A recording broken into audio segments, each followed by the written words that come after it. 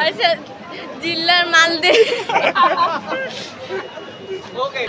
জিল্লা মাল দে।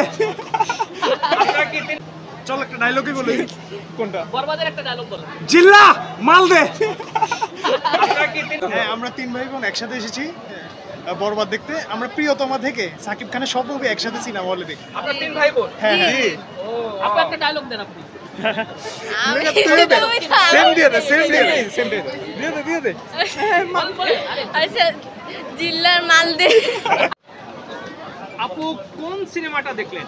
বরবাদ দেখছি সাকিব খানের, কেমন লাগলো আসলে? অনেক ভালো ছিল, সবার অ্যাক্টিং অনেক ভালো ছিল। সাকিব খানের অ্যাক্টিং ছিল মাথা নষ্ট, পুরো অনেক ভালো। পুরাই মাথা নষ্ট। জি জি, আচ্ছা সবাইকে অনেক ভালো লাগছে। আচ্ছা, কি কি আছে যে যার কারণে আসলে এত ভালো লাগলো, একটু যদি একটু সংক্ষেপে যদি বলতেন আর কি, কেন ভালো লাগলো? কোন মুহূর্তগুলো ভালো লেগেছে সিনেমা? সবার অ্যাক্টিং অনেক ভালো ছিল।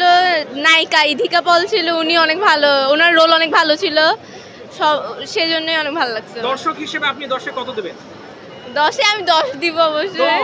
10? জি, আমরা সাকিব খানের অনেক বড় ফ্যান। মানে সাকিব খানের কোন জিনিসটা ব্যতিক্রম লেগেছে, মানে পূর্বে সিনেমা? ওর লুকগুলো সব অনেক আলাদা ছিল, সেজন্য আমার অনেক ভালো লাগছে। ওর নেগেটিভ রোল ছিল, সেজন্য। সিনেমায় ভায়োলেন্স কেমন ছিল? অনেক ভায়োলেন্স অনেক বেশি ছিল, এটা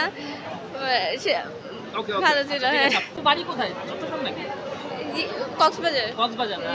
আচ্ছা, থ্যাংক ইউ। ভাই কোন সিনেমাটা দেখলেন? বরবাদ দেখেছি আমরা। সাকিব খানের সব মুভি কাইন্ড অফ সিনেমায় মানে প্রিয়তমা থেকে শুরু করেছি, টানা সব মুভি দেখা হয় আমাদের। আমরা তিনজন ভাই বোন মিলে যত সিনেমা আসে সবগুলো দেখি। ভাই বোন? জি। আচ্ছা, বরবাদ নিয়ে তো অনেক চক্রান্ত হয়েছিল, মাঝখানে বলতেছিল যে ভায়োলেন্সটা মানে কাট করে দিবে, এই সেই ভায়োলেন্স শব্দ বলে দেব। না না, ওটা সমস্যা না, মানে অ্যাকশন কাট করে উচিত না, কজ হচ্ছে এটা একটা ডিরেক্টরের ভিশন।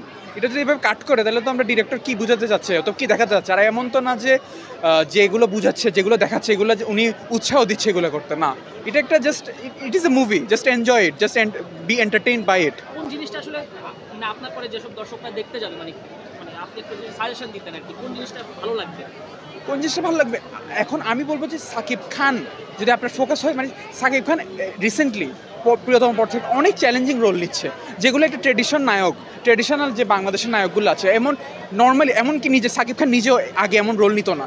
একটা জেনারিক গুড গাই অথবা জাস্ট জেনারিক রোম্যান্টিক, ও এমন মানে যেমন এখানে নো স্পয়লার, বাট এখানে ও কাইন্ড অফ ইরিডিমেবল, মানে তার কোনো ভালো দিক নেই এমনটাই। মানে সাকিব খানের এই 2 বছরের মধ্যে বাংলাদেশে ইনকাম করে প্রথম 3টা মুভি সাকিব খানের।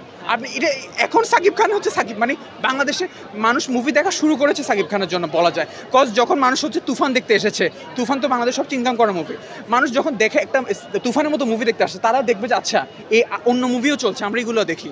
মানুষকে বাসা থেকে বের করতে উদ্বুদ্ধ করেছে তিনি। জিল্লা মাল দে। আপনারা কি তিন ভাই বোন একসাথে? আমরা তিন ভাই বোন একসাথে এসেছি বরবাদ দেখতে। আমরা প্রিয়তমা থেকে সাকিব খানের সব মুভি একসাথে সিনেমা হলে দেখি। আপনি একটা ডায়লগ দেন আপনি। সেম দিয়ে দে, সেম দিয়ে দে, সেম দিয়ে দে, দিয়ে দে, দিয়ে দে। আচ্ছা জিল্লার মাল দে। ওকে, ঠিক আছে আপু। ওকে ওকে ওকে।